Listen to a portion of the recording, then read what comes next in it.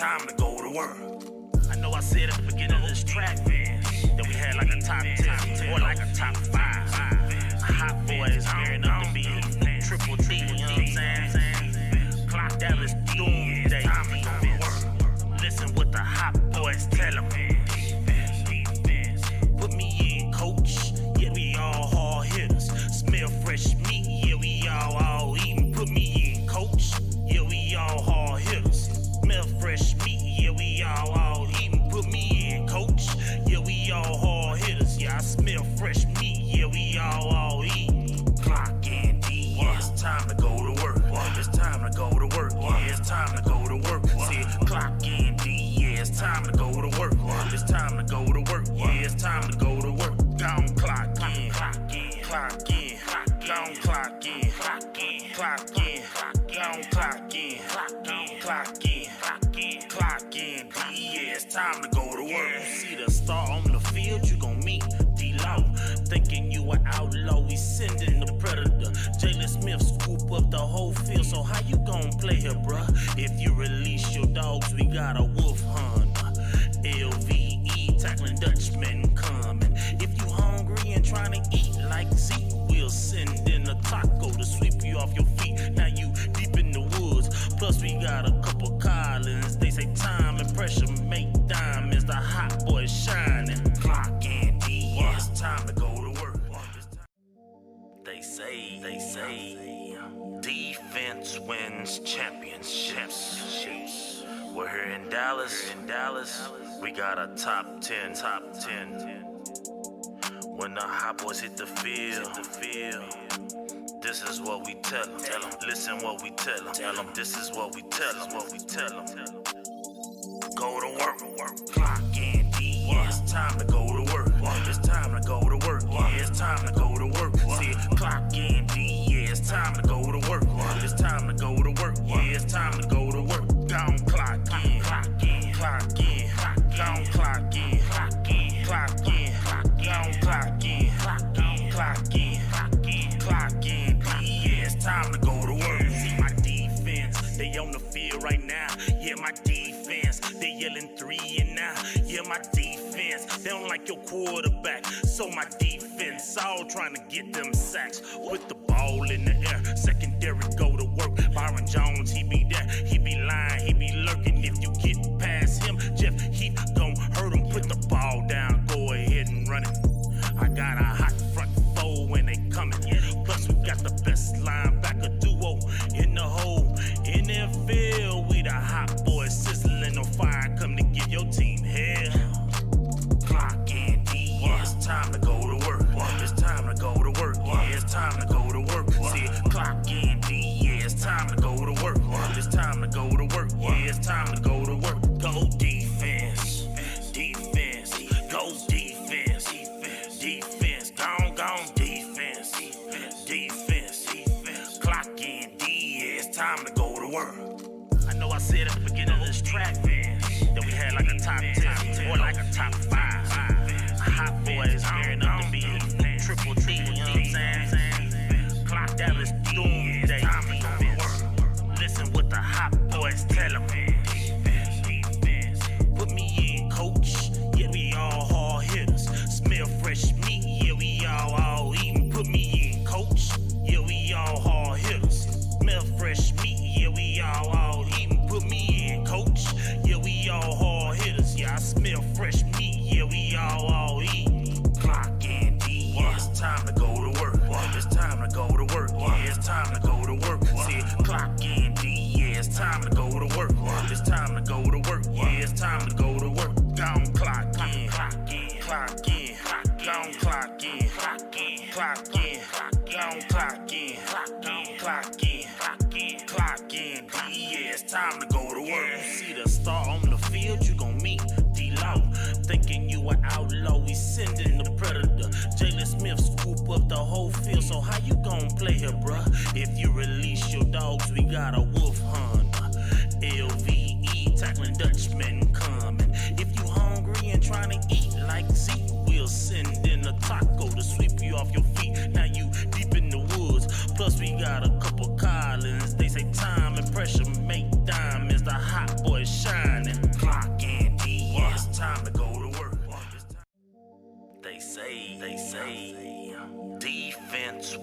championships. We're here in Dallas. We got a top 10. When the hot boys hit the field, this is what we tell them. Listen what we tell them. This is what we tell them. Go to work. Clock in, yeah, it's time to go to work. It's time to go to work. Yeah, it's time to wake up. Quiet night. No sound. Zach Martin, welcome to the Cowboys experience. Quiet night. Wide receiver Michael. All right, if I can go. This is Michael Gallo. Welcome to Cowboys experience.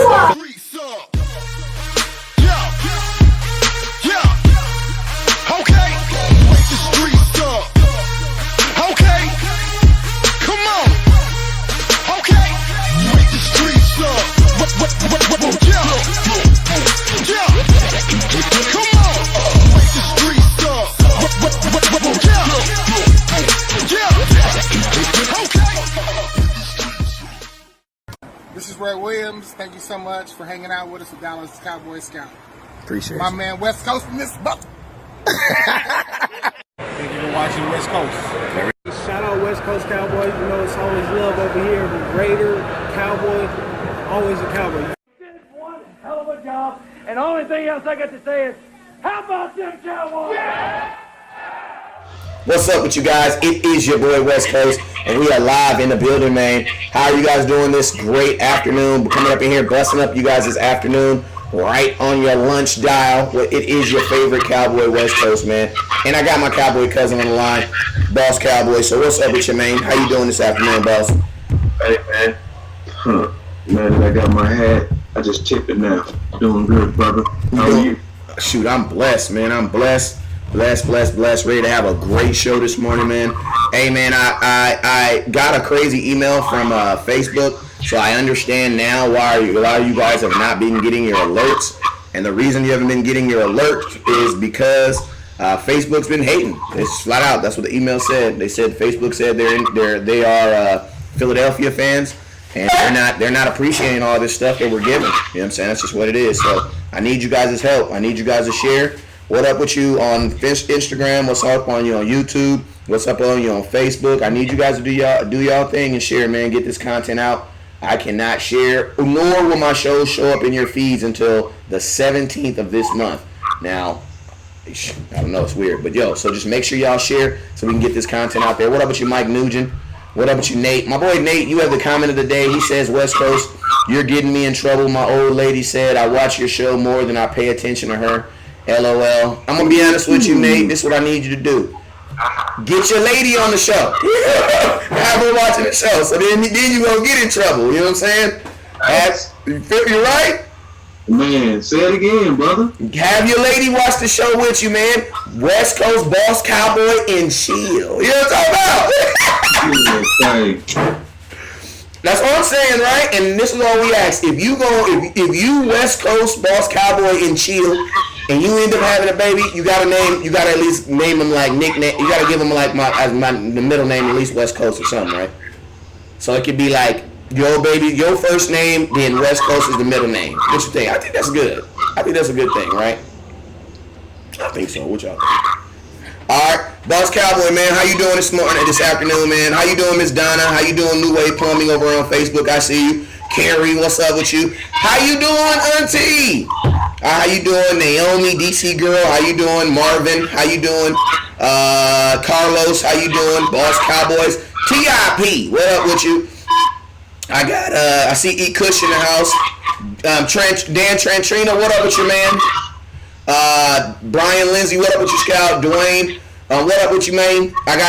For all y'all people waiting on orders, I got orders coming in on Thursday, so be prepared to be getting an inbox from West Coast asking you for your mailing address and mailing information because I got a gang of stuff coming in on Thursday, so get ready. Tony Peasy, what up with you, man? Jamiz, what up with you? Jamiz. Jaquez, what up with you, man? E. Kush, what up with you, Kanye? Marvin, what up with you, Tone? Alex Cash from Cash Sports, what's up with you, man? I see you. Clay, what's up with you, Clay? I ain't seen you in a minute. Buddha, my bookie. What's up in the house? What's up? Hey, man. I love my boy Buddha, man. That's my guy, man. That's my bookie on the low. You know, I had some very smart picks this week that didn't go through, and I put some money on it, and they did not hit, and my boy Buddha did not make me feel bad about it. That's what I love about Buddha.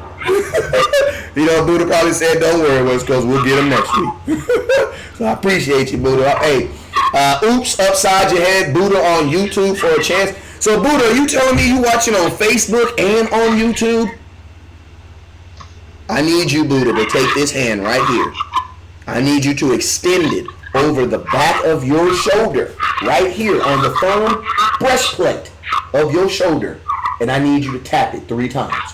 1, 2, 3. You get a tap on the back because you were doing the most this morning. We love your support, man. Hey, so let's get it started. We're gonna be talking. This first subject we're gonna be talking about is brought to you by our sponsors and our friends over there at Gridiron Hard All-Star Game. You guys remember this is the premier All-Star Game.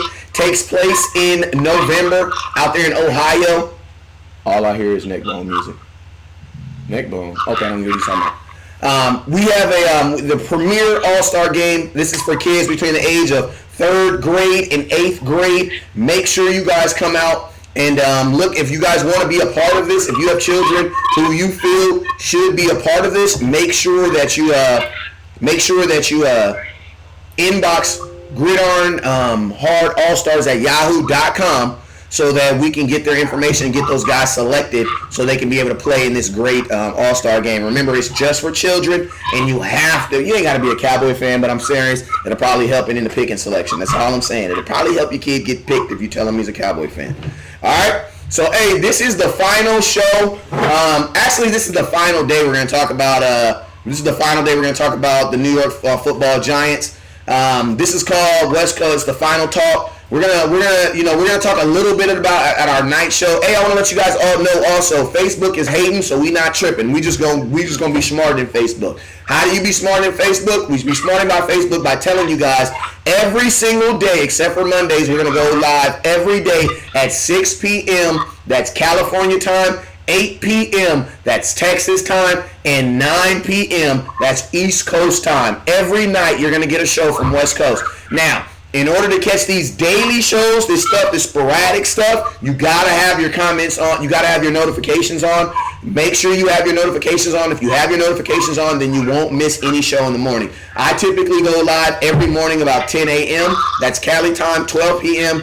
That's Texas time on 1 p.m. Eastern Standard Time. But our number one show that we're going to be, that our sponsors are going to be sponsoring, and our bridge show is going to be every night from 6 p.m. California time. That gets everybody, and 8 o'clock Dallas time. That gets everybody enough time to get home, get your shower and shave, and so you have to watch. I got a lot of people that say they watch me while they driving, and I'll be like, how you watch us while you driving? That don't sound safe.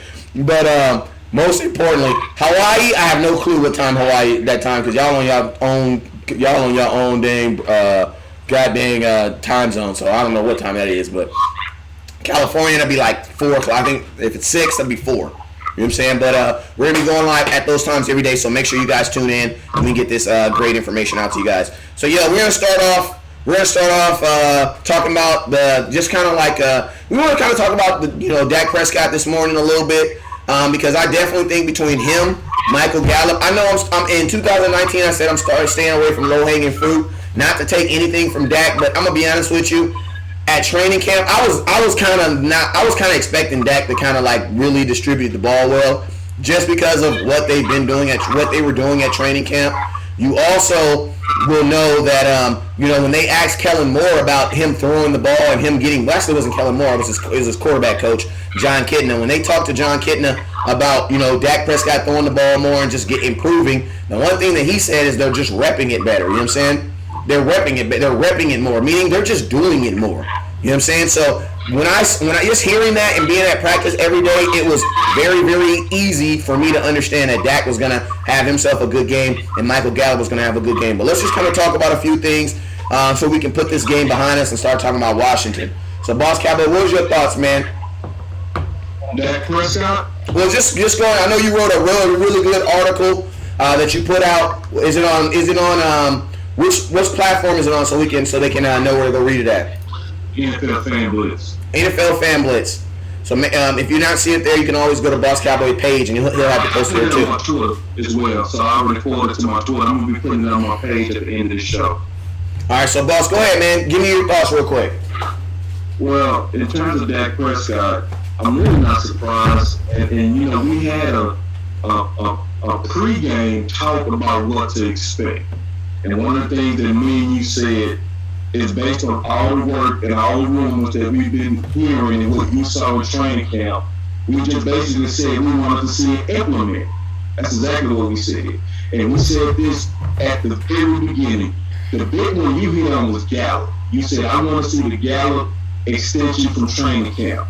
The one that I hit on was I said, I wanted to see us pass the ball. I didn't want to see us come out and lead on the ground. I didn't want to try to run it through Zeke at all. I wanted us to come out throwing. That's what we did, you know? And Dak was ready for that. Now, most of us should have already expected success from Dak Prescott because his weapons alone are much better. So if we use our common sense, one of the things that Dak was knocked on was stuff like accuracy and taking sacks. But if you look at the first 8 games of 2018, his weapons was the worst in the league in separation per target. But going into 2019, you had Gallup with confidence going into year 2 who finished strong. You also had obviously John who finished strong. He had a good training camp. He spent a lot of time with those guys in the offseason. We predicted because he finally has an offseason with his weapons and he not throwing to a committee. He was good. So one thing we have to all just realize is Dak was already good in major dysfunction.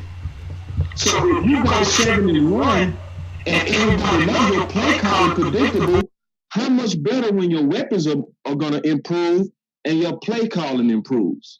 So the doubt for Dak never ever made logical sense, and we all should have always been betting on upside.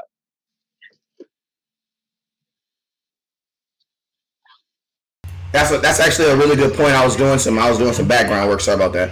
But yeah, that's actually an excellent point, man. And a lot of the stuff that even the throws that he made, in those games, like those, I mean, they weren't anything outside of the normal that you see from a Dak Prescott. I just think that it was just more repping those plays and doing it more, which allowed him to have the ability that he has now. But I mean, I've been saying this for maybe at least over the last since we've been talking about Dak Prescott's contract and things like that. I've been very adamant in saying that, yo, man, as long as Dak Prescott is the exact same guy he was from weeks 8 to that goddamn Rams game, like, yo, I have no problem paying him. You know what I'm saying? Why? Because at the end of the day, Dak Prescott has been, there has been improvement.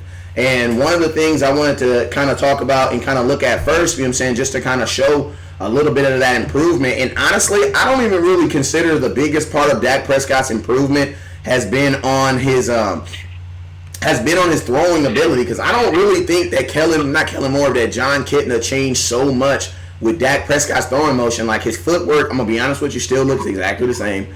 It looks a little bit better, but like, it's still like he's still the same quarterback. Like, I'm not gonna give John Kitna all this credit and say John Kitna just came in here and saved this kid, because I do believe that he did improve on some things. But if you look at the film, like, Dak really still looks like the same type of quarterback. It just looks like the play calling and where he's putting that ball is better.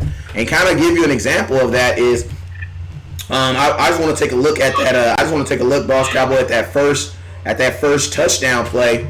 At that first touchdown play that Dak Prescott threw. And this is the quarterback. This is the play to Blake Jarwin. The defense is going to come out in a cover 2. And to be honest with you, I know there's some guys that broke down this play themselves, and they actually said that Dak Prescott was actually he turned his head because he was going through his progressions. But I'm gonna be honest with you, man. If you really look at this play, and I put up the all 22 access of it so that you can actually see the whole play. Dak Prescott is not going through his projections in this play. And I'm going to be honest with you, Dak Prescott recognized before the play started that this was going to be a touchdown. And you can clearly see it. You can clearly see it in how he does, and how he actually goes through his routes in the play. You know what I'm saying? Dak Prescott sees that they're in a cover 2, and not only that they're in a cover 2, they're in some type of variation of a zone with the linebackers because the linebacker doesn't even fall, he stays in the middle.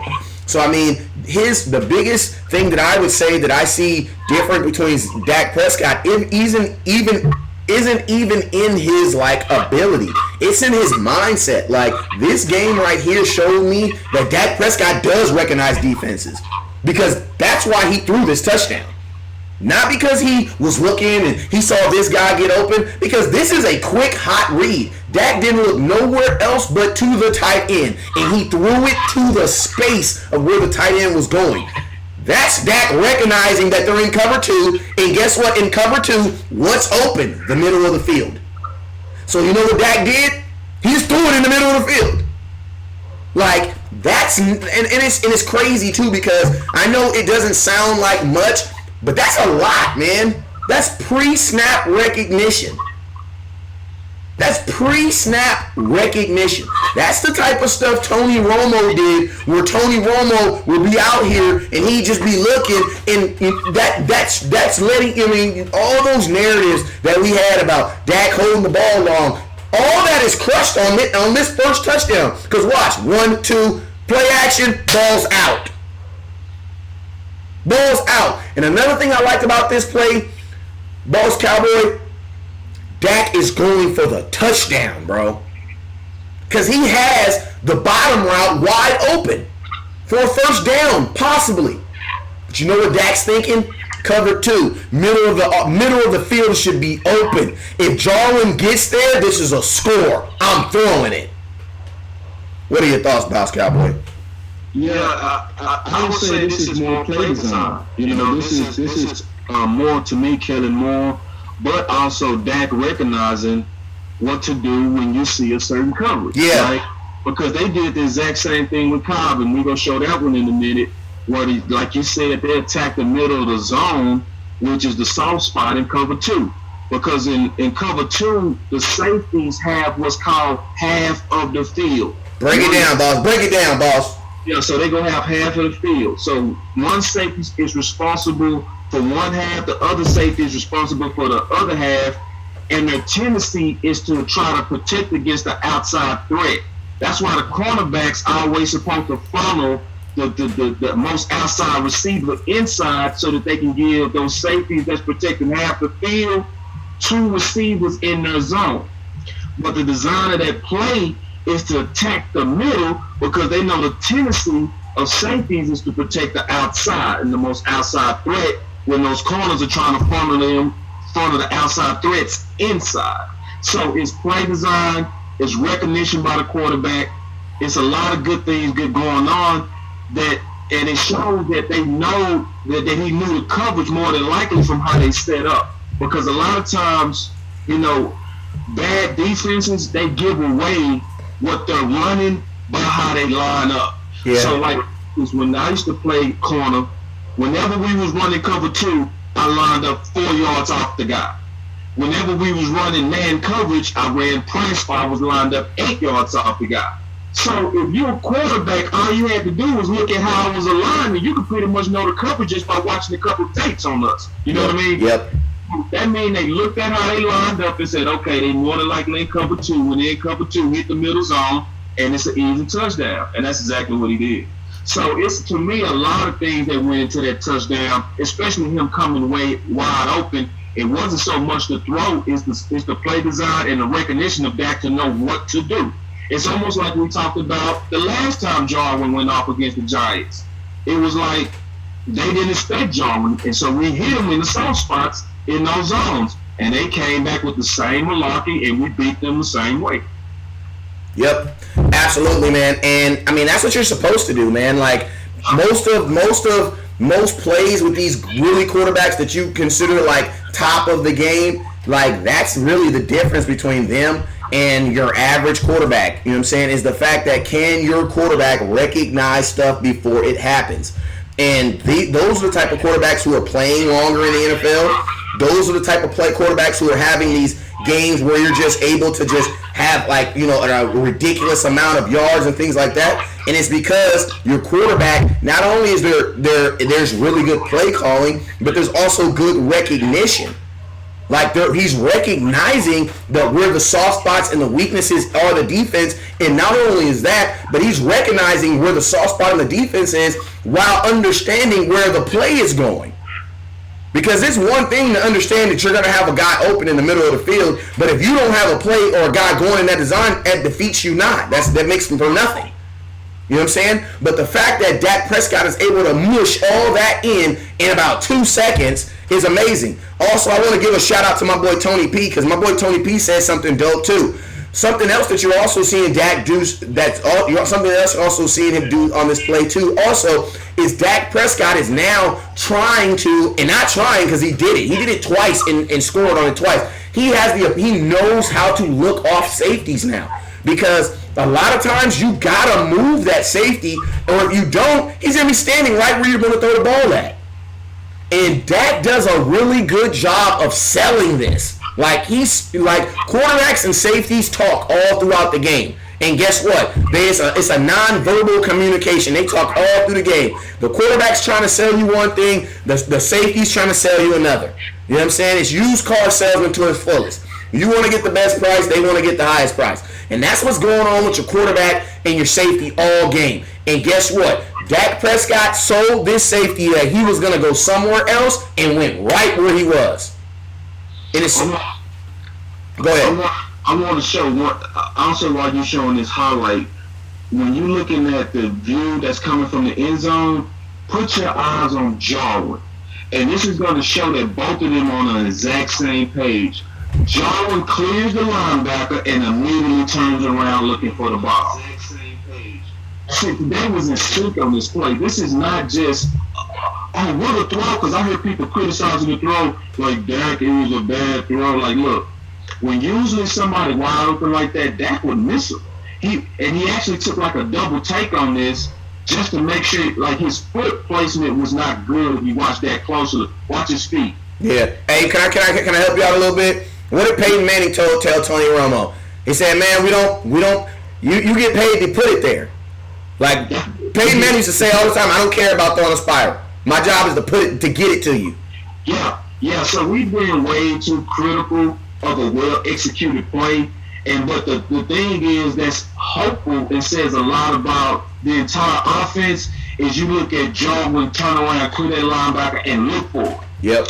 Both looking for that. They was like, when we see this defense, we know how to attack, which is saying a lot about Kellen Moore. It's saying a lot about Jarwin's ability to read the defense and be on the same page with the quarterback. Because remember, we were saying that last year about our offense when we was comparing it to other people. Because the only person that used to do stuff like this was Witt.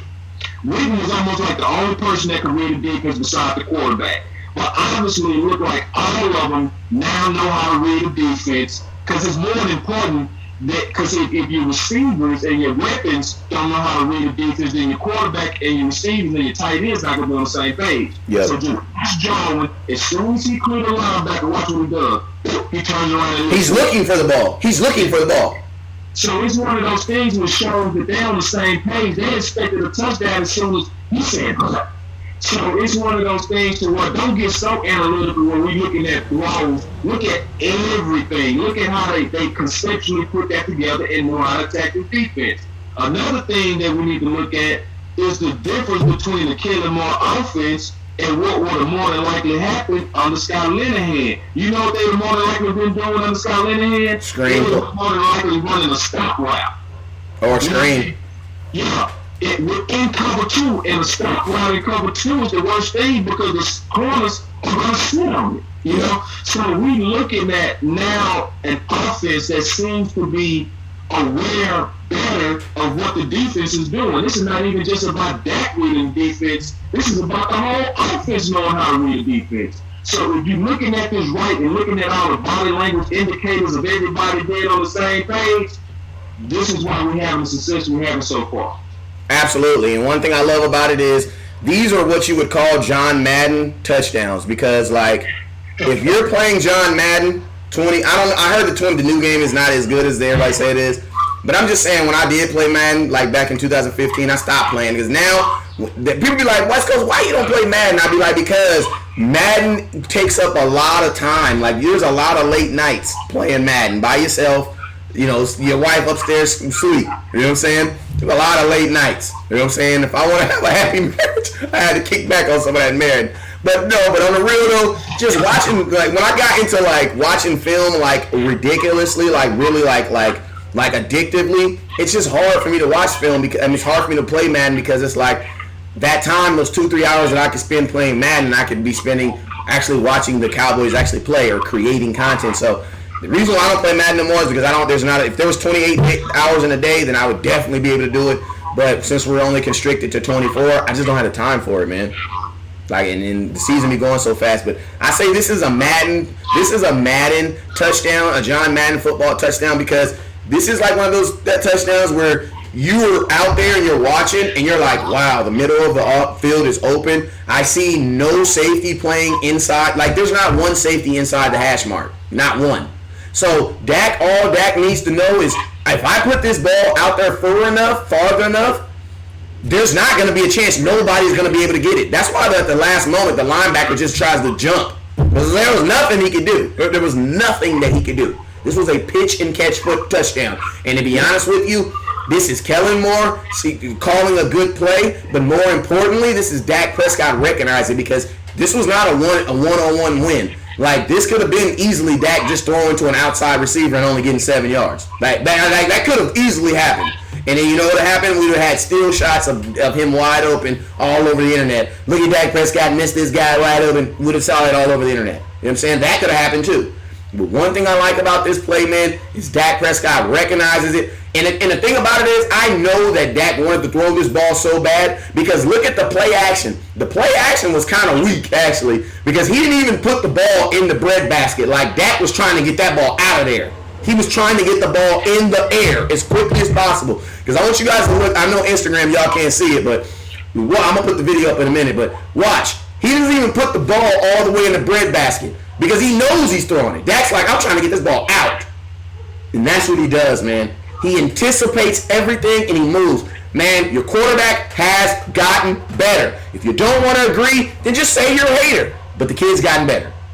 And guess what? Even if he does have a game that isn't indicative of the best game for a quarterback in the NFL that week, you still cannot take away the fact that the young man has gotten better. Period. He's gotten better, man. Boss Cowboy, what are your thoughts when we go on to our next one, man? Oh, man, we can just go to the next one. We kill this one. But, you know, it's no doubt. I say, especially from this play, it's an improvement on all of it. And so the thing that I sometimes hate West Coast is when you see an improvement on one, we use one to discount the other. So the new thing that people are saying is, Kellen Moore saved him, and John Kidman is what fixed him. No, all of them work together.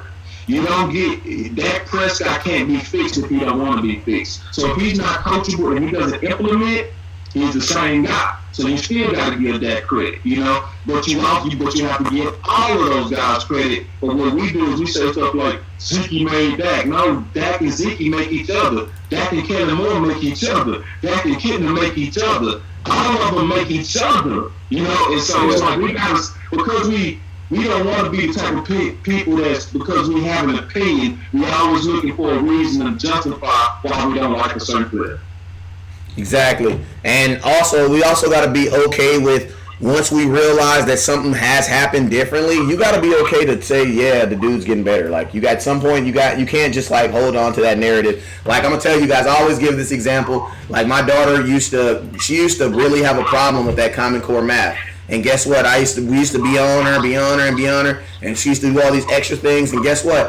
I went out, got a tutor. The tutor's doing her job. Now my daughter's excelling. And guess what? We don't be on her as we were when we had those falls. As people grow and develop, you have to grow and develop in your opinion. And you shouldn't have an opinion of someone. It should only be factual. But your thoughts. What do you say, boss? I thought you said, my bad. I thought you said about something about. Yeah, but you should never have an opinion on someone. You should have a factual information on someone. Why? Because there's film. But your thoughts or your opinion on someone should change as the facts change. And that's just being real. Boss Cowboy, I know you had a great point. What was that? What was one of the points in your article that you wanted to talk about as I get this next video loaded up so we can go? Yeah, I mean, because I just dropped it. It's on my Twitter. I'm going to be putting it on my Facebook in a second. So yeah, because I got some people asking to put it on your today. I don't do Twitter. Can you tell them to put it on Facebook? I got you. Yeah, so I'm going to put it on Facebook in just a second, and I'll let you know when I do it. I'm going to do it more than likely as you're talking. But yeah, I just dropped my recap. Now, one of the crazy things about my recap that made me excited about the show, you know, between me and my brother West Coast, is we say stuff, but then we see evidence of what we say later. That means that we have a good intuition and discernment on our own team. And that feels good. Like, for instance, one of the things that I bring up in the recap, because I wrote that Monday, I just had to clear through editors. I talked about the competition between. Let me call you back. What's wrong with it and why it's taking so long and what's going on and he performed so well. And then you see all this information come out on PFF that give him the highest grade out of not just our team, but every team in the league. You know, so you see stuff like that. I talked about the play action of Kellen Moore. And you see through the data that it truly was the play action of Kellen Moore that was really setting up the secondary of the Giants. You know, and it's different things that I called early, right, and we talk about in this recap. So check out the recap, because see, the difference between when you read my recaps and other people's recaps is I go in depth in the recaps on things that's really going on within our organization. Like, I'm not going to say any names, but I saw somebody talk about Taco and said it was a good thing that he was inactive. I'm like, how is that good? You know what I mean? It was nothing to tell that guy to slap himself. Yeah, some of this stuff I be wanting to say, why don't you inbox Taco and ask him that? Like, inbox Taco and ask him that. You talking about the organization is showing that you gotta show it. It's like, what was that? What was he doing in preseason? What was all of that in preseason and how he showed up? So the guys that was worried before him, you know, got a chance, and the people that he outperformed, it's the actual opposite. It wasn't a good thing that he didn't play. Because now he's actually ready to play, we're not going to see him. So my recap addresses a lot of different things. You know, it talks about Dak. It talks about, especially with Dak, it talks about the fact that we have changed to a pass-style offense, and a lot of people don't even recognize it. And a lot of people never recognize it. Like, one of the major things that people knock back on West Coast is they will say he's average, right? And they will say he's ranked 17, right? But you know what they was always talking about? Now his skill set, they was talking about yardage. And I said it's always ass backwards to judge a running team on passing yards. Yeah, because that's not even what we're really trying to do. We're only going to pass. Like, that's why a lot of people, not a lot of people, but a couple people kind of flipped out yesterday when you were like, well, what do you mean this is a once-in-a-lifetime thing with Dak throwing 4 touchdowns? And it's because we're not a passing team. Like, that's not what we're really trying to do. Dak is going to have big games, big passing games when it dictates it. Meaning when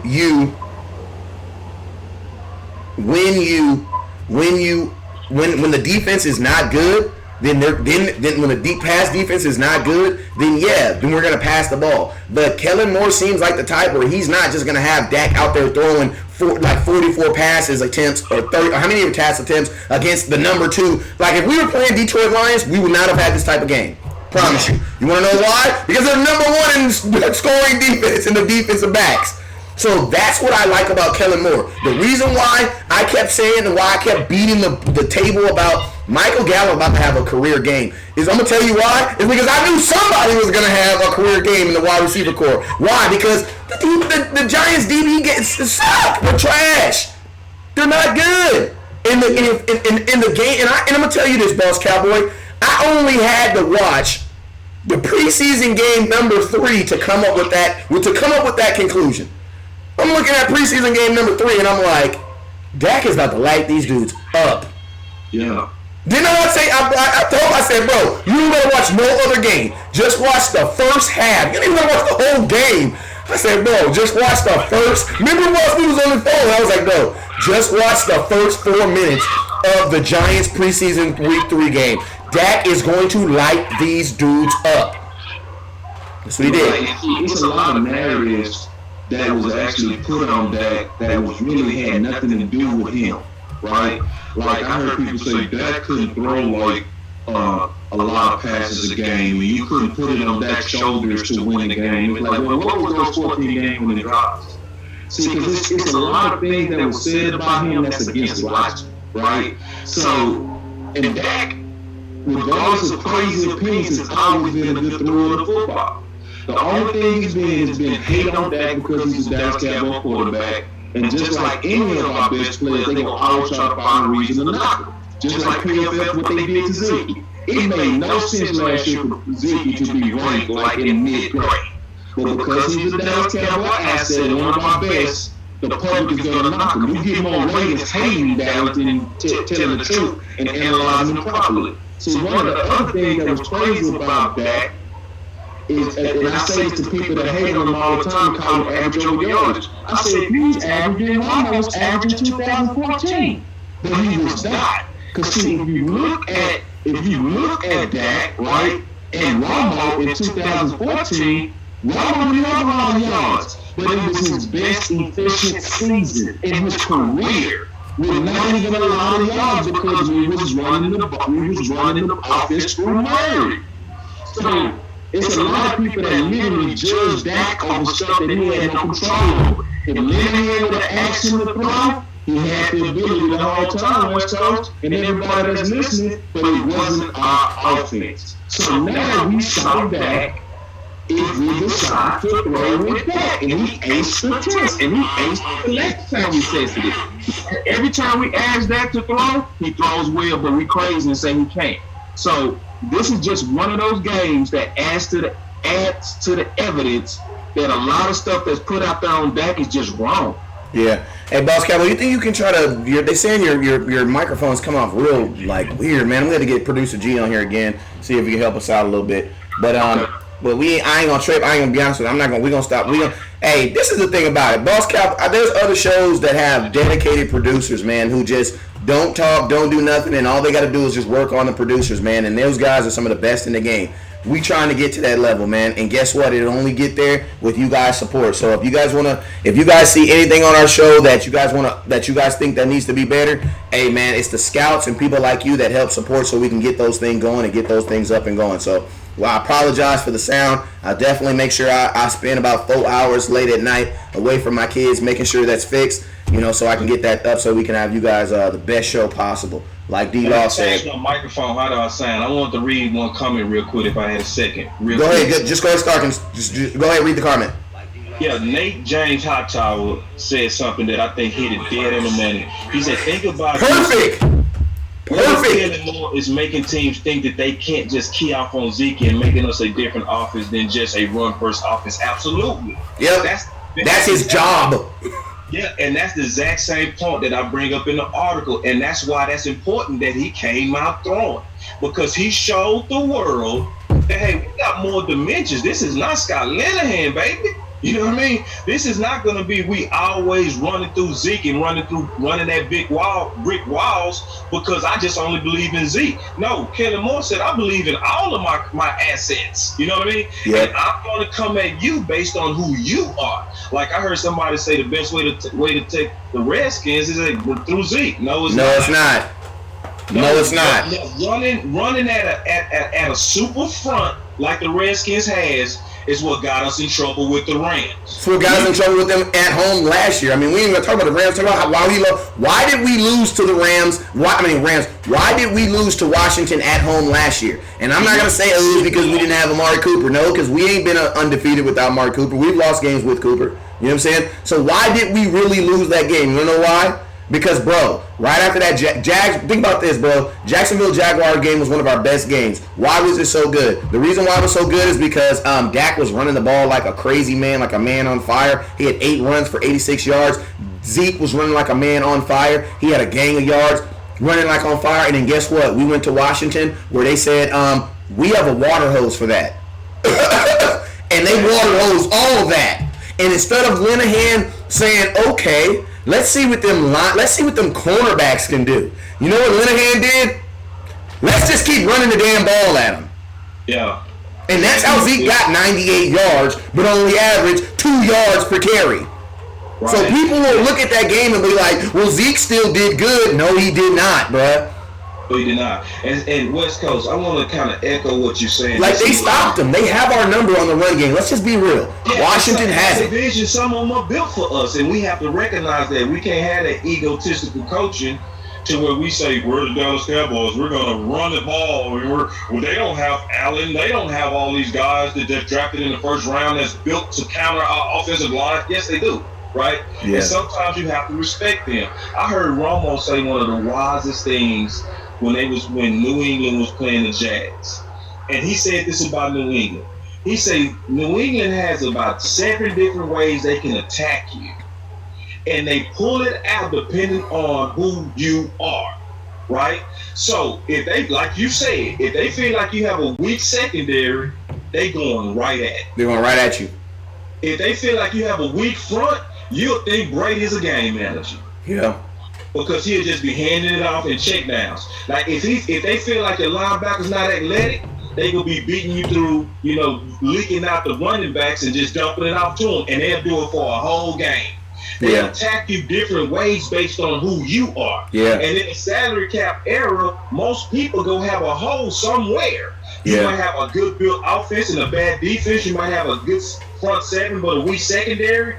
Most teams go have a hole somewhere, and New England say, we gonna find your hole and we gonna beat you with it. Yeah. Hey, boss, I'm gonna ask you a question, boss. What is the Dallas Cowboys labeled are? We are a what team? We would always been labeled a run-first team. Okay, let me ask you a question. We're a run-first team. You ask anybody else, what are the Dallas Cowboys or what type of team? A run-first team, okay? Label the New England Patriots. What are they? Adaptable team. Thank you. But I know I wanted to give a little minute for people to think, but you can't. If you think about it, bro, they have 6 Super Bowls that they won 6 different ways. Yep. They have 6 Super Bowls that they've won 6 different ways. And I'm going to tell you guys something else that lets you know that the New England Patriots system is very, very easy, and it's not as complex as everybody thinks it is. Because think about what team has the most moving parts. The New England Patriots. They change their team every single year. The only one common denominator that does not change is what? The quarterback. And the coaching. And the coach. But think about this. They won a Super Bowl with LeGarrette Blount as their starting running back. And he had become a starting running back like week 13. Because remember, he was on the Pittsburgh Steelers. I say he got cut week 16, signed to the New England Patriots, and was their starting running back. And I'm gonna tell you, I really do need to read my articles because see, I broke down New England in the off season, and this is what me and West Coast joked about offline when we went on air. New England execute common sense in your face and just wait for you to catch up. Common sense. And see, like for instance, this AB. Like, if you listen to most of our fans, I don't want AB. He'll be a counselor in our locker room. Do you know how many risks that New England takes in why the world is running from these assets? They'll just keep taking those risks, and they've been doing it year after year after year. They'll watch you say Moss is done, and they'll go get Moss. They'll watch you say Reeves is done, he had ACL surgery, and they'll go get him. You know what I mean? They'll watch you say, oh, Gordon is a weed head. No way they should bring him to Dallas, and they'll go get him. They'll watch you say, they'll do it over and over and over and just say, okay, so what's a cancer to y'all? To us is a deal. And can I ask you a question too? We didn't basically got all the way off subject, but something that people just aren't talking about is this. Like, we say we should bring in, and I'm not saying we should bring in AB, and we're just attacking the mindset of fans, right? We say don't bring in AB. Why? Because we got Cooper, we got Gallup, we got Cobb. Bruh, New England said, bruh, are you serious? We got Gordon, we got a first round wide receiver, and we got AB. How are we going to pay all these dudes? Who cares? We'll figure it out. We'll figure it out. Bro, right now, let's just be real. On paper, the New England Patriots have the nastiest wide receiving core in the NFL. On paper, they have the nastiest. And like I've been saying, Gronkowski is going to come back at some point this season. I promise you. He's going to come back at some point of this season. I promise you. But let's just see right now.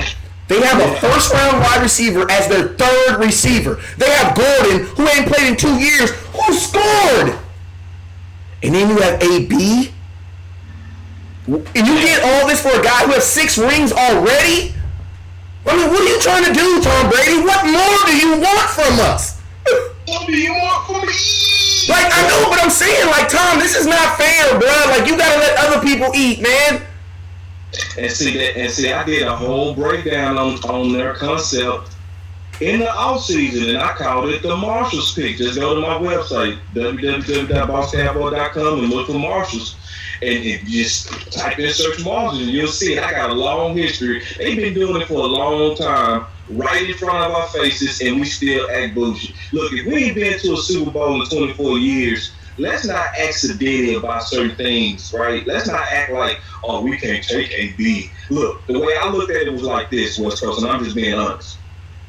If we did look at AB, right, and just using him as an example, or the old Moss, right, what would happen if you had Cooper with AB, with Zeke, with our offensive line?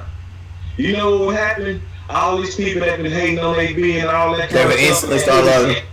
The moment he scored like 3 touchdowns in one game, they instantly start loving him. They instantly start loving him. And New England knows that. And you know what New England does that's different from us? They'll get those trouble players and they have issues, and some of them have injuries, that's why the Marshall picks. Some of them had public disruptions, that's why the Marshall picks. Some of them was dumped off, that's why the Marshall picks, right? And you know what New England do? Okay, come over here, and we ain't talk about it. But you know what Dallas would do? We will take on somebody like AB, do a press conference, and we'll keep talking about it, which keeps making it a public distraction. Now, this is what New England said. Yeah, we gonna take Gordon, and we're not gonna talk about it. Look, I mean, think about this. New England ain't even said nothing about him getting accused of rape. The only thing they said is he'll be at practice on Wednesday. Exactly. Like that's what I love about Belichick. Like, we're not gonna give you guys information, give you stuff to make a show off of. No. You'll be at practice on Wednesday, and guess what? Anything that happens in New England, there is no tea leaves and none of that. Why? Because Belichick ain't saying nothing. I would hate to be a New England scouting, do what we do for the New England Patriots, because you ain't getting no tea leaves. They are not giving you nothing. What did he say about it? He said, well, I did a press conference. They said, so what is your thoughts on Gordon and Gordon being able to come back? Belichick's exact words, I did a press conference on it yesterday. That's all I have to say about it. Yep. I said what I was going to say about it yesterday. Is there anything else that you guys want to talk about? You guys have a good day. And that's the difference. And that's it. That's a football operation versus a PR football operation. My latest article was on the Dallas Cowboys or the Kardashians pro football. And that's because I was saying in that article, what we do is we mix football with business. And we do that by taking all the stuff that should be private and we put it in the public. And to do that, and some people are like, why are you talking about New England? Because there's certain things that they're doing that's right that I would want us to do. Like, it helps West Coast and I. Obviously there's people that speak and talk about Cowboy stuff every time we have these Kardashian type statements. But West Coast, let me ask you a question and just be all the way honest with me. Would you rather not talk about that if we was winning more? Hell yeah. Me too. And that's exactly how I feel. I mean, yes, you give us stuff to talk about. Like, when you say stuff like, and you put stuff in the public, none of our players are going to get anything close to market. And I'm willing to stand on that. Yeah, and I'm going to be honest with you, Jamez, I like what you're saying. It says Kellen Moore is going to mimic the Patriots offense. I don't really think he's going to, because our offense is not built the same way that their offense is built. I think going into, we got to see what they're going to do, because to be honest with you, Brady's never had a wide receiver core like this. So we really don't know what they're going to do. Tom Brady's offense has always been predicated off 12-man personnel. That is 2 dangerous tight ends getting down the field. You know what I'm saying? That's basically been, like, you got to remember, they tried to do it with with Aaron Gonzalez and Gronk. Then they did it with Martellus Bennett and Gronk. You know what I'm saying? So they always, and then they have the little slot receivers on the side that can win one-on-ones. That's always been their thing. Like, when they went out and bought the Camille O'Neal kid from Arizona State, I was like, that within itself, I was like, what in the hell are they doing? Because that's not really what they do. I mean, think about this. They didn't even keep freaking Brandon Cook. They traded for him, had that dude for a year and a half, and was like, nope, we're cool. We don't need that. We don't need to pay somebody $14 million to run fast down the street. We don't need that much. And then they went to the Super Bowl and beat that dude on the same team that they like. That's crazy within itself. Like and the thing about this, the Patriots actually value the Marshalls picks better than they value the guys that they trade for. And guys, if you're expensive, you're expendable in New England. Like having a big contract in New England is almost like a curse, because that's a quick way for them to find a Marshalls pick to try to replace you and get some of that money back. And guess what? That's how it should be. Like, that's called business. I'm not knocking that. Nope. Not at all. You know what I'm saying? Got a couple comments in the Nathan says Aaron Hernandez, but who's speaking track? I mean, hey man, appreciate you. That's why we got scouts in the comment box. Brandon says Hernandez, not Gonzalez. You're right. I was thinking about Gonzalez from Atlanta, actually from Kansas City by way of Gonzalez. But hey, you guys remember, the point of communication is for you guys to understand. So if I make a point and you still get it, the point was taken. Joe says, how many points is Patriots scoring against Miami? 100.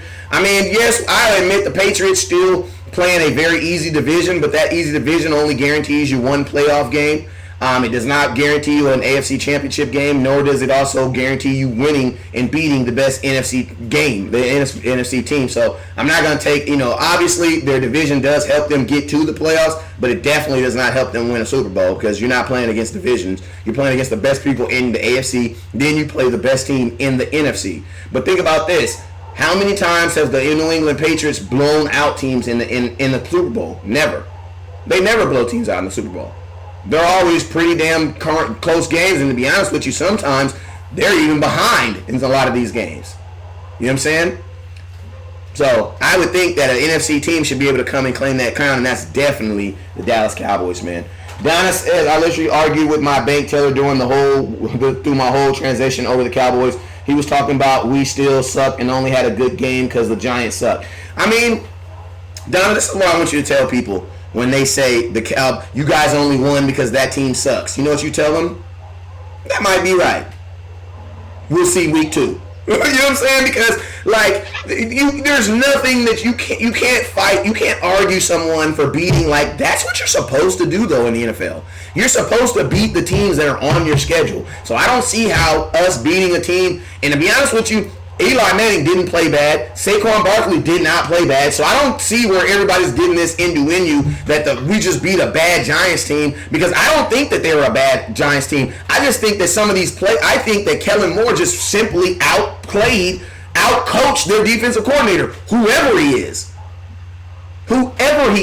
Because we had 3 touchdowns. I want to show you guys this other touchdown before we get up out of here. This is the second touchdown. I want you guys to notice something from the first touchdown. Notice how wide open he is. This is the touchdown to Jason Witten. Release. Bootleg. Play action. Yep. And what'd he do?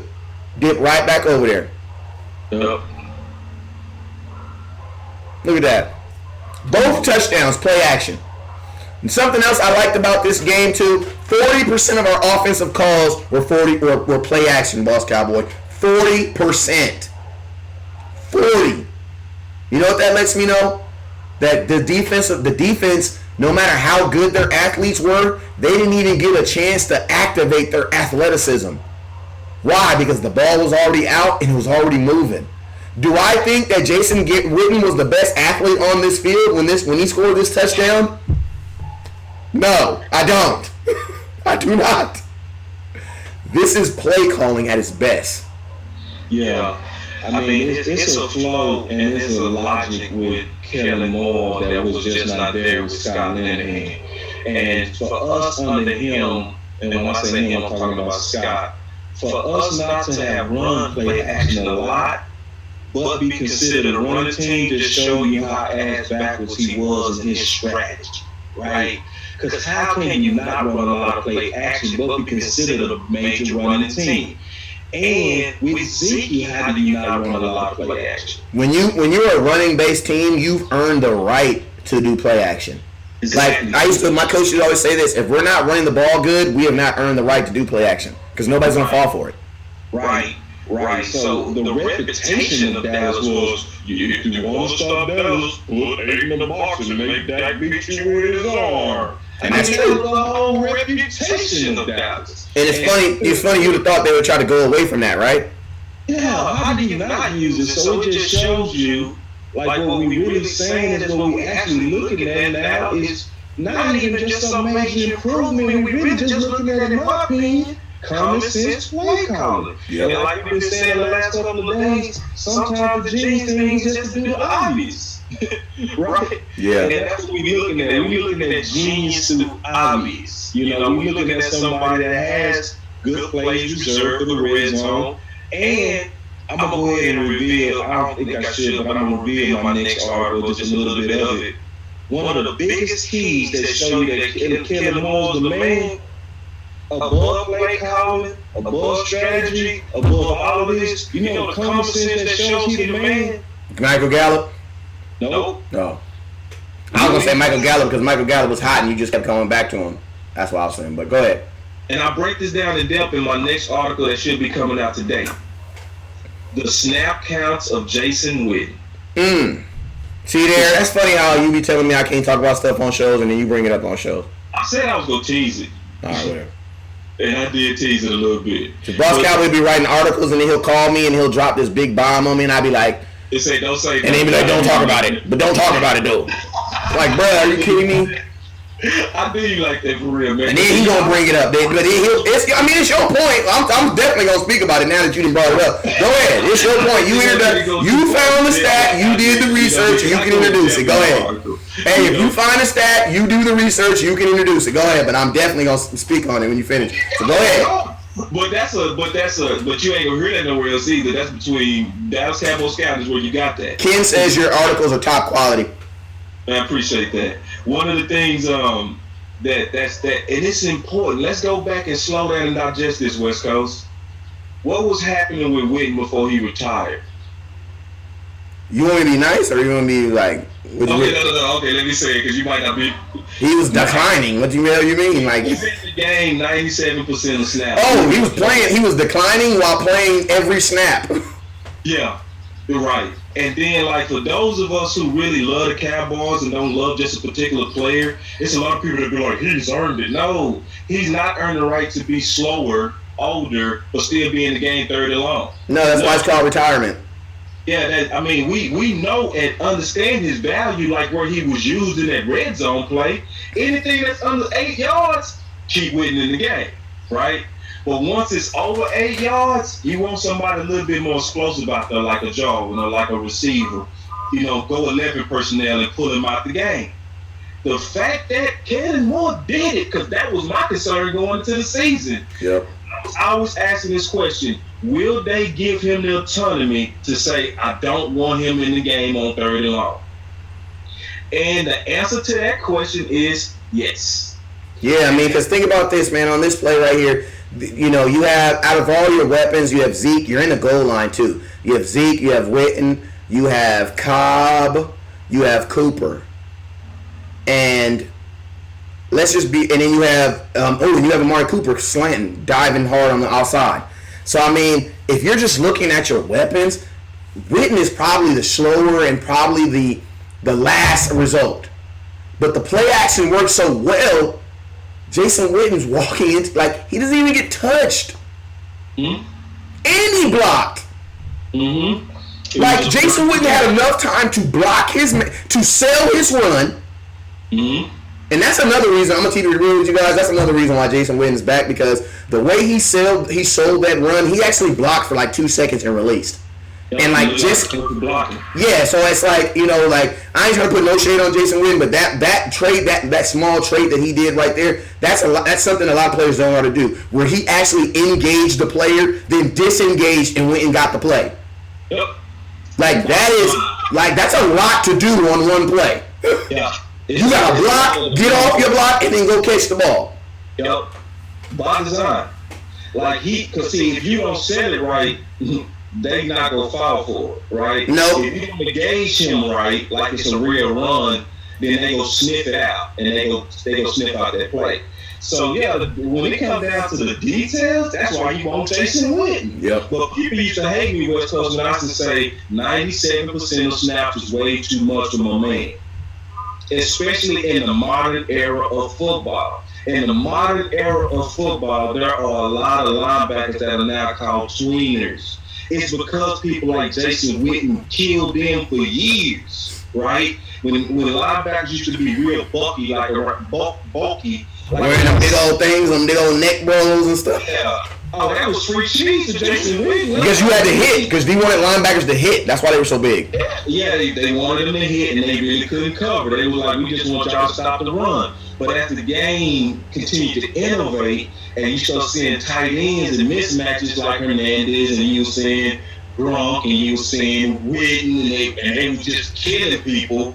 They was like, okay, we have to now get an athlete that can match the tight end athletes, and the game evolved. So now, occasionally, you'll get people and linebackers that match up very well against a Witten. Like an LVE that was an ex-safety, ex-8-man player who could play all over. Now, that's the guy that you'll see Witten going against. And when Witten going against a guy like that, it's not going to be a good matchup because LVE is a freak. Obviously, he's on my team. I'm just using him as an example. So, like people like Jones Sway-Lau, that's a tweener. That's a bad matchup against Witten, and more than likely he's going to lose that matchup. So the game has evolved, but we were still stuck with, or we're going to use Witten as if he's just an automatic mismatch. And that advantage stopped about 5 years ago. Yeah, and it lightweight hurt Jason Witten's career because you had Jason Witten probably thinking in his mind that I lost it, and where he should have been thinking in his mind, no. Like, and that's what the same thing I said, like, and I'm not trying to bring up Dez Bryant, but I am about to bring him up. Like, Jason Witten, used sparingly, is probably going to be one of the better tight ends in the NFL. Why? Because you're only going to use him when he looks good. Like, Jason Witten doing this type of stuff will probably have 7-8 touchdowns this year. Yep. Facts set in, bro. And guess what? Nobody's going to look at how many yards he has. Nobody. Yeah, ain't nobody going to care. Nobody's going to care. But we need to keep him in the game. Nobody. And you're going to look at the touchdowns and be like, why isn't Jason Witten playing more? Yep. Why isn't he playing more? Like, that's why he's saying, like, bro, they did exactly what I wanted them to do with Jason Witten. They brought him in on the end zone. That's it. Think about this. When the Dallas Cowboys were on the 27 trying to score, who was the starting tight end? Blake Jarwin. That's why he caught the touchdown pass. I'm so happy they didn't try to seam Jason Witten on a seam route. Why? Because he's not going to make it. And Nathan with one of those bomb comments again, perfect bomb comments, not on fantasy. Witten won't be, but in real life, yes. Yeah, and even in fantasy he might because he gonna score touchdowns. Yeah, but to his point. But I get what you're saying. I'm just playing. They was force feeding him out there. You know what I mean? He was. What did he tell him when he retired? Keep dialing out that wild option. Keep that wild option. Keep dialing it up. How you tell your coach what to do? You know what I mean? That was the problem with Scotland. You go over, we could go over there and say, "Don't take me out the game," and he'd be like, "Yes, boss." Yeah, and what it really lets you know is the players had more control over the game plan than the actual coach did, and that's not good. Why? Because the coach has an eye in the sky that the players don't have. But even players, it was certain players, because see, Dez was right, but he didn't have no say. He didn't have no sway. Yeah, but I'm just saying, like, and I know I don't want to bring this up, but I got to, man.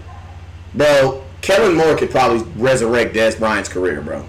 Oh, no doubt, bro. Because we could use him the exact same way you using, like Jason Witten. The reason why Jason Witten's snaps were down is because he was only in when we were in the red zone. That's why he was only in the game for like what? What was the number that he was in? What percentage? How many? 66%. He had, I think, a total of, bro. I would have to look at it. I can pull it up right now. But you know what's crazy? I would love to know where those snaps were, and I guarantee you they were inside the 20-yard line. Because other than that, there's really no reason for him to be on the field. And guess what? As long as I tell Jason Witten, hey, man, you're going to come in about 60% of the game, and you're just going to try to touch touchdowns. That's all we're going to do. You know what? I think Jason Witten would be totally fine with that. Yeah, I mean, like you're only going to catch touchdowns. it shows you Kellen Moore is actually a real man. I really mean that too. Because see, when you talk Witten out of more snaps, you're a real man. Because see, Witten go always bet on himself, and I don't blame him. He has the pride that he has in his ability is what you want in the Hall of Fame, and that's what made him the Hall of Fame. So even though he has no hair on his head, he still thinks he can keep up with an 18-year-old. And that's what you want. But when you can be as young as Kellen Moore and go up to him and wisdom and say, hey, brother, I love you and I respect your game, but what's going to really help the Dallas Cowboys is less of you. Yeah. And you know what else? Yeah. He got, hey, them is definitely putting your nuts on the laptop. Hey, I'm going to tell you something else I like about Jason Witten, too, that Kellen Moore used against this team. Look how tight the formation is. I can almost guarantee you 110% this defense thinks we're running the ball. Yeah, no doubt. Well, know why? Because Jason Witten isn't. They're probably looking at Jason Witten as Jason Witten is their best passing block. That's why it was so easy for him to sail. You want to know why? Because Kellen Moore realized that we're on like the 7-yard line. I guarantee they think we're going to hand the ball off to Zeke and just try to pound it in, especially with Jason Witten in there. Especially, and look how the defense collapsed on the left-hand side. Look how the whole defense collapsed on the left-hand side. Like, I'm going to be honest with you guys. That's why I say I don't really put this. If I'm a Giants fan, I'm not putting this game on my athletes. You know who I'm putting this game on? The coach. Yep.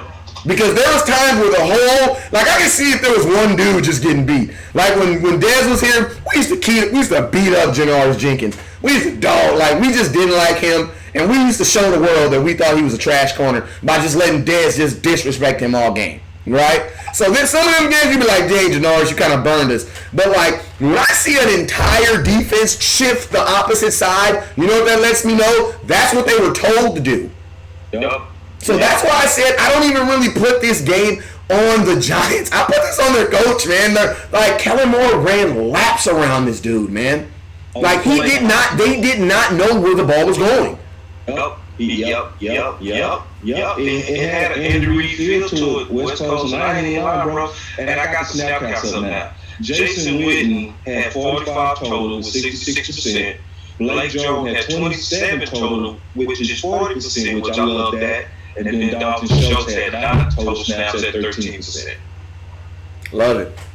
Love it. And you know, and I'm going to be honest with you guys, it actually makes sense this game because we were in the red zone. We were in the red zone maybe like 5 times. So it makes sense that Jason Witten had more snaps. Why? Because we were trying to score. But guess what? When you see it. I'm looking at our snap counts now. The only thing that I really don't like, and it might only be because he didn't have training camp, Amari Cooper was in the game 76% of the time. I don't like that. Well, remember this is his first game back too, though. This is first. Yeah, and that's why I said that might be the case. And then Michael Gallup was in the game 78% of the time, which says to me that it's more likely that he was just coming back from training camp to your point. Yeah, and then also think about this too. Like we've also said this, and I know people get up kind of be like, why? What do you say that? We're still wide receiver by committee. You want to know why? Because that is Dak. We just have a better committee. Like, Dak Prescott is not going out there. The worst thing you can tell Dak to do is throw the ball to this guy and require him to do that because that's not what he wants to do. Remember when he told Dez when he was a rookie, I will throw the ball to Dez when Dez is open. Not saying he's not getting open, but I'm saying that when he gets open, I throw the ball to him. So it's like, I think Dak is gonna make it. He's actually gonna make it. It's crazy because he's going against a narrative because we used to always say, dang, wide receivers aren't gonna want to come to Dallas, but he's actually gonna make it where wide receivers are gonna want to come to Dallas. Why? Because you know that if you're open and you do your job, no matter who you are, no matter how much you get paid, you're gonna get the ball. Facts. And my last thing I'm looking at these snap counts is not as much committee as it was on Scott Linehan, which is still good. The majority of snaps, and this is why you got to look at this type of stuff, because see, when you compare, it's not just play calling, it's usage of your athletes, right? Which tells you a lot about the philosophy of your coach. The people that got the most snaps is really Michael Gallup, Mark Cooper, and Cobb. Everybody else is very low. So that's really not a committee. That's what we bet on. We bet on, and we was hoping to see in the offseason what West Coast. What did we say offseason? Keep your athletes on the what? Field. Feet. And that's what we see. and just keeping your athletes on the field. We didn't see, obviously, Noah Brown was active, but I'm just saying as an example, you weren't seeing rotations of, a bunch of Davis Smith and then Noah Brown and all this kind of confusion. This type of offense, I don't think Noah's gonna make it, bro. In this type of offense, I don't think he's gonna make it, bro. Yeah, I don't think he's gonna make it in this type of offense. And that's what Christian Shaw really wanted. This is a chance for us to go push it again with an upgraded Georgia local, but a better athlete, right? Yep. Go get Obi Melifonwu, get rid of Noah Brown, put him on the roster. Yeah, because I just don't, because like right now I'm looking at, like Noah Brown had a reasoning for this team under Scott Linehan. Why? Because he likes his wide receivers to block downfield. But we're not really doing that. We're not doing that, brother. Yeah, we're not doing that. So, like, I don't see Noah Brown making this one. Noah Brown can block. No, we got receivers that's actually receivers now. I'd rather you be a good weapon over a great blocker. I don't care if you was the best blocker of all time. I don't care about that. I want my receivers to catch. Exactly. You got to be an asset. You got to be an asset. Exactly. You got to be an asset. You got to be somebody that puts the fear. Like if you're blocking receiver, I'm glad to see you if I'm corner. I don't want to see Mark Cooper because he might bring my ACL on the route like he did up on field. Exactly. You don't want to see Gallup because exactly. Gallup on you. You don't want to see Cobb because Cobb will stiff on you out of bounds to go get the first down. Man, Cobb will stiff arm you back to your mama's house.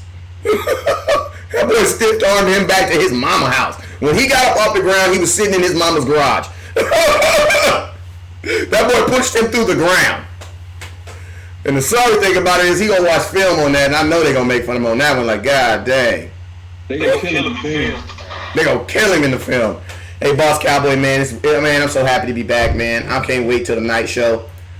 Make sure you guys tune in tonight. I'm putting the times right now in the comments. Tonight is Wednesday, so we'll be live at 6 p.m. That is 6 p.m. in Cali time. That is 8 p.m. in Dallas time, and that is 9 p.m. on the West Coast. I mean on the East Coast. So make sure you guys tune in tonight.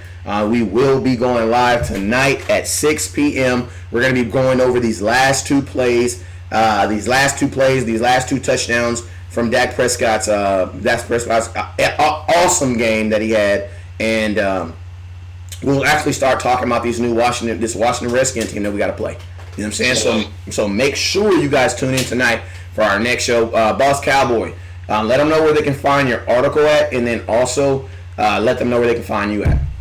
Yeah, definitely go to my Facebook page at Boss Cowboy Sports. I'm going to be posting it on in about 5 minutes. It's already on my Twitter. So, if you're a Twitter head, you go there, and my Twitter handle is Cowboy_Boss. It's the only thing that's backwards from Boss Cowboy. But everywhere else you go find me the Boss Cowboy, you can find an article, and I might have a couple more articles coming out. I'm going to probably drop about 4 articles this week because there's so much going on. It's a lot going on. So keep a look at on the page. And that's where you'll get a lot of good stuff we writing about. And the stuff you're hearing with us and we write about, you ain't going to hear nowhere else. It's going to give you a totally different aspect of our game. And then open you up for things to look for. Yep. And hey, man, I got an email saying, this morning saying that my show was not showing up in news feeds. And that's why you guys are not getting the alert. I think because of this election that they are absolutely hating. So make sure you guys understand that we are going to be going live today at 6 p.m., 8 p.m., and 9 p.m. If you have Instagram, if you have Instagram, I do have my Instagram. That says West_Coast Cowboy, and you can I'll be dropping all my signature pieces on there, getting them some love. So make sure you guys tune in on there. But I will see you guys later on tonight at 6 p.m. Cali time. That is 8 p.m. Dallas time and 9 p.m. and I'm gonna say Florida time, since my boy Ballhead Jose in there in Florida time. So make sure you guys tune in at those times, and we will get this thing popping. Joe says, "Oh man, that's 3 a.m. in the morning for me." Sorry, Joe, but you kind of used to it, man. You kind of used to it, Joe. Like, let's be real, Joe. 3 o'clock in the morning is not gonna stop you from getting up and listening to Boston West Coast talk some Cowboy. And then Joe, you could also just kind of wake up and watch it in the morning because it's going man, Joe, okay. Joe been doing this a long time. Joe knows what's up. You be alright. I love Joe. You be alright, Joe. If anybody on this show I know can get up at 3 o'clock in the morning and watch some Cowboy Talk Loud, it's Joe Trantrina. So I have a feeling Joe's gonna be okay. Alright, Joe. Hey, man, Joe. It ain't nothing like you live, though, Joe. We love you, bro. I know it ain't nothing like live, but like, come on, Joe. Come on, Joe. You drink, get your coffee. Ain't nothing like some Folgers in your cup. You know what I'm saying? Get your coffee, and I'll see you in the morning, Joe. All right, everybody say good morning to Joe, because he's going to be tired in the morning. Everybody say good morning, Joe. Morning, Joe. All right, when I see you on the show, we going to make sure we say good morning to you. We got you, man. All right, Kerry says Joe already called this new offense lap. Ari, we're call you at 2:55. Joe, where are you at in the Bahamas? Who is in the Bahamas? All right, so hey, you guys, I appreciate you guys for tuning in. You guys already know what it is, man. I'm West Coast by way of West Coast Cowboy, man. You already know what it is on all platforms. Dallas Cowboy Scouting. We appreciate you guys. He is Boss Cowboy, man. The man with the hat, man. You already know what it is, man. Never look down because the stars up. Peace.